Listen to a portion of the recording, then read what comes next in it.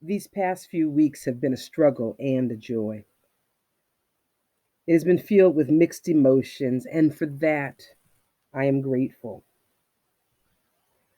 I struggled putting this message together, and even as I began, it doesn't feel like a polished message, even though I forced myself to script out the words, which I sometimes don't do. Many times I speak from an outline. It is bullets and lines connecting thoughts, and it sometimes has reminder prompts about a story that feels relevant or some song lyrics. But today, as I got up, after several false starts with trying to pull it all together in my heart and mind, I had to script out today's message, partly out of fear that my ADHD would kick in right in the middle of the sermon and lead us down a rabbit path of unknown direction, but also partly because when I wrote down my initial notes some week or so ago, it was important to me. Something had struck a chord in my heart and told me that this was the New Year's message I was to bring to us. What sparked that music in my heart? Well, two things.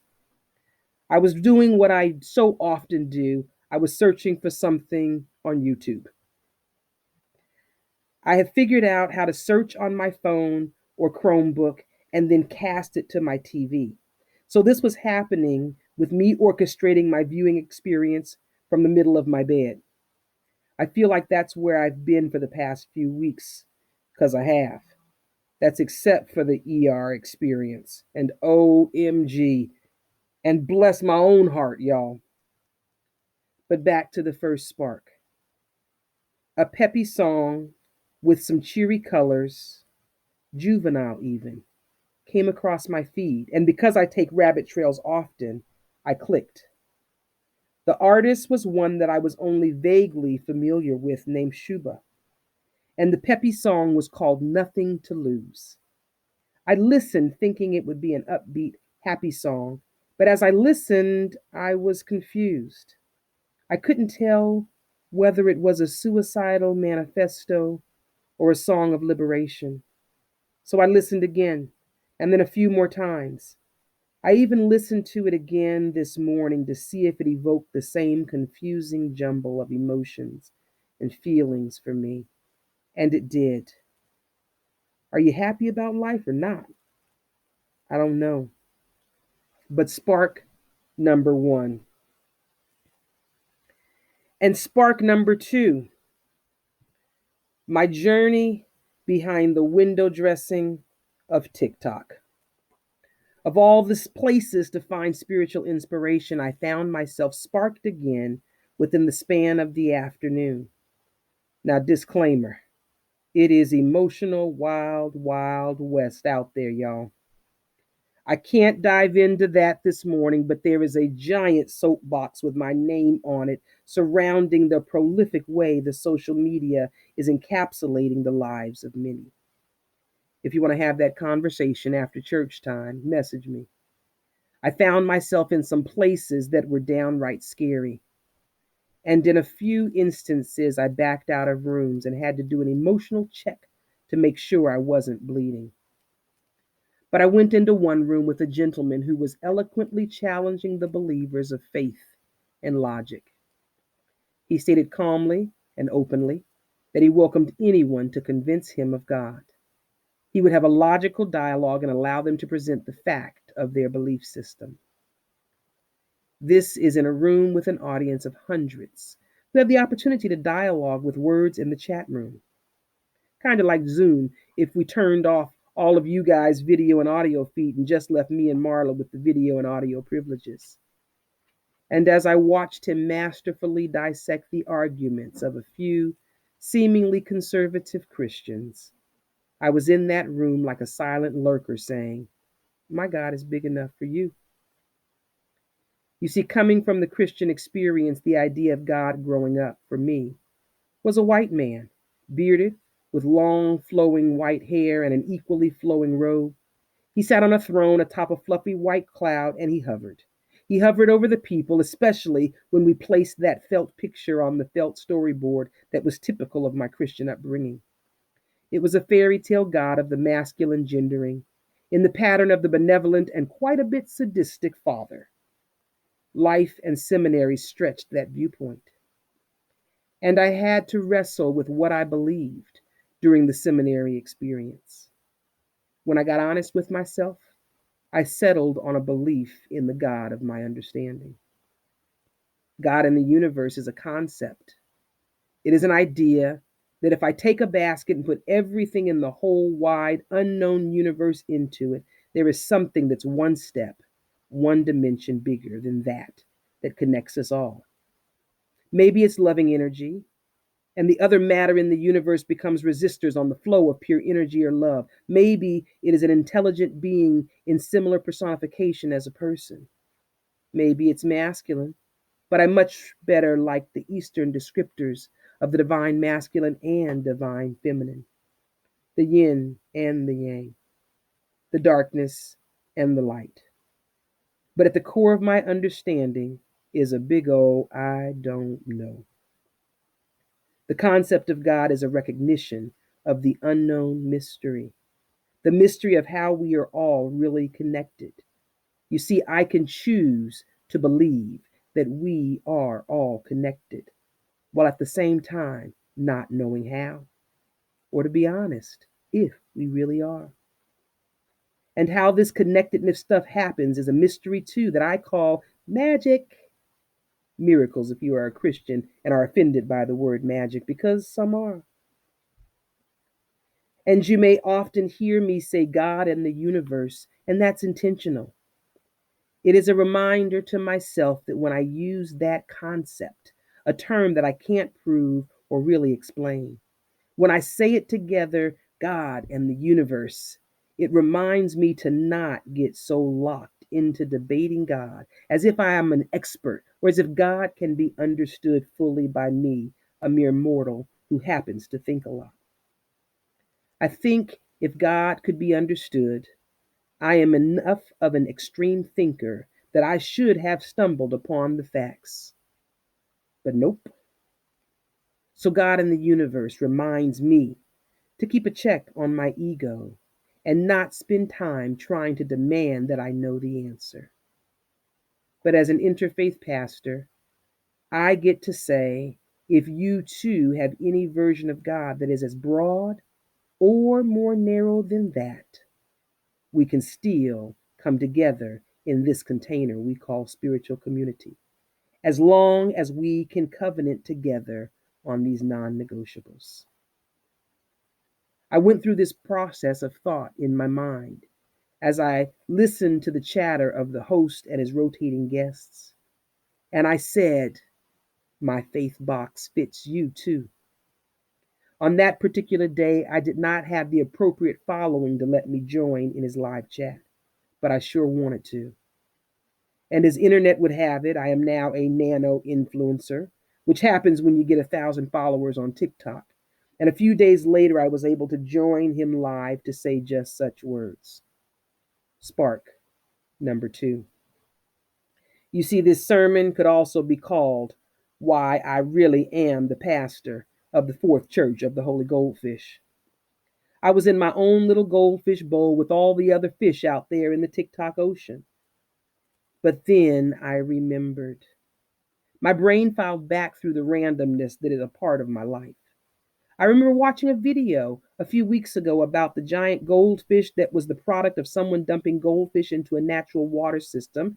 And then, because they were no longer in a confined space, they grew to giant proportions in the space with unlimited water and food.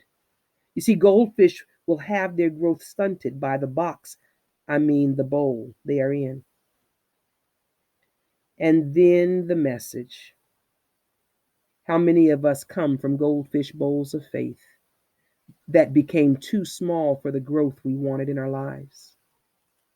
I grew up in a fishbowl that wasn't big enough if I had a bisexual child, or a child that dabbled in the mystical and indigenous spiritual boxes, or if I supported medical cannabis and, oh, don't talk about recreational or alcohol.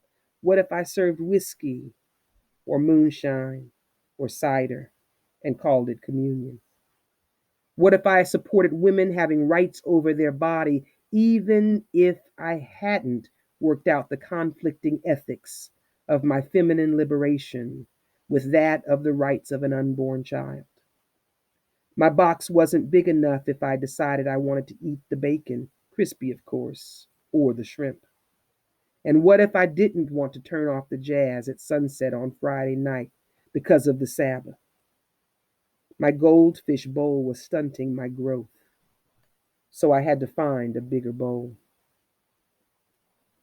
At first, it was the bowl of the whole wide world of possibilities. I was the church anarchist because my values didn't let me participate in things that felt unproductive and possibly destructive. Church on the inside for a lot of churches is just a hot mess. And I opted out. But I found out about this strange, and we're being honest, right? Mostly kind of white, liberal container of UUs.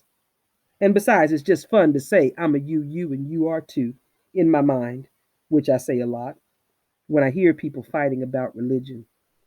You too are UU if you only knew it. It might free you to grow. But as these two sparks caught fire, it reconfirmed my commitment to being a UU. Our fishbowl is larger. Our fishbowl, or our box, was big enough for the atheist guy.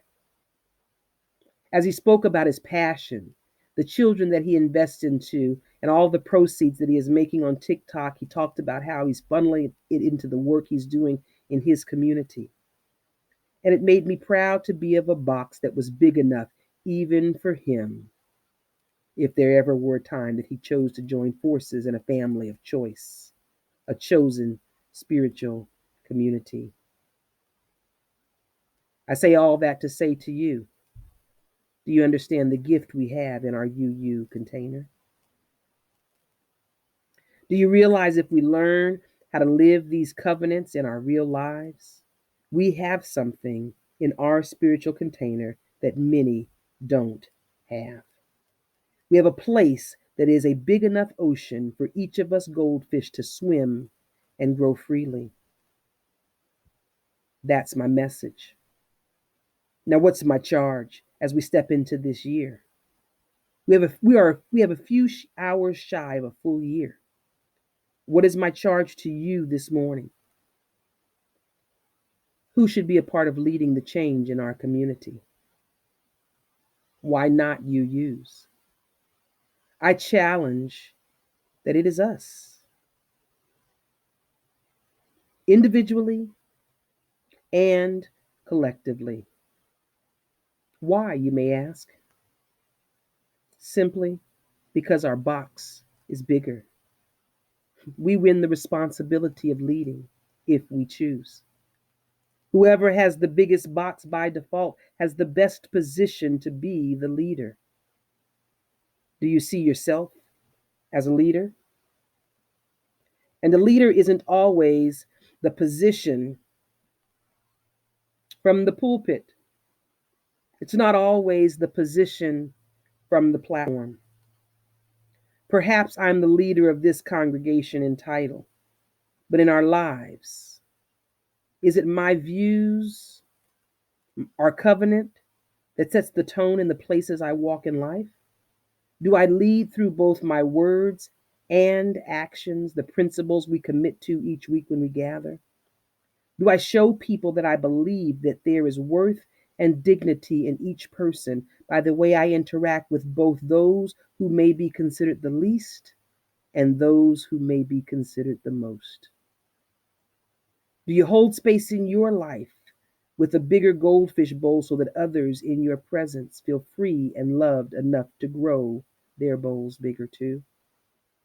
So, as your pastor and as the pastor of the Fourth Church of the Holy Goldfish, my 2023 charge to you is to check the size of your goldfish bowl called your life. Is there space in your box to grow freely? And does your bowl provide space for others that you have the privilege of crossing path with in your life goings and comings to grow too? Well, LaRahna, how do I do that? Well, for me, it's big and small ways.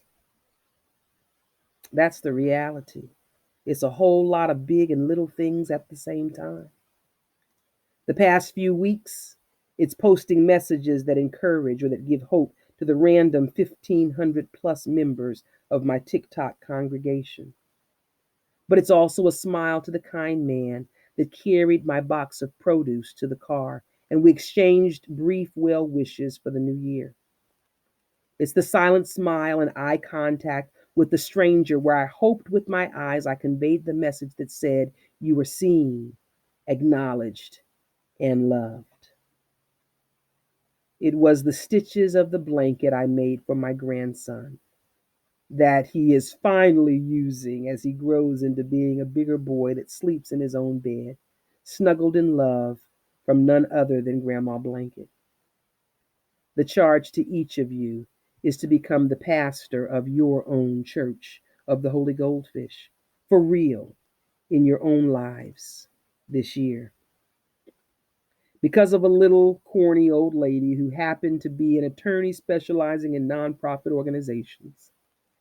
My pastor of the Fourth Church of the Holy Goldfish is a legal title that also gives me privileges to not only marry and bury, but to ordain others into the charge in the world. I am waiting for the next wedding to do so I can sign it as the pastor of dual congregations, not just the pastor of the Clayton Memorial Unitarian Universalist Church, but also the pastor of the Fourth Church of the Holy Goldfish. Because it's funny all the way to the core of my belly. It is the reminder that each one of us is the pastor of our own lives. Last year, I gave each of you your own church and challenged you to place it where you could see daily and remind yourselves that we are each the pastor of our own life, and the people we cross paths with in life are our congregation. This year, my charge is for you to go out into the world and serve as the pastor of your own Holy Goldfish Church each and every day.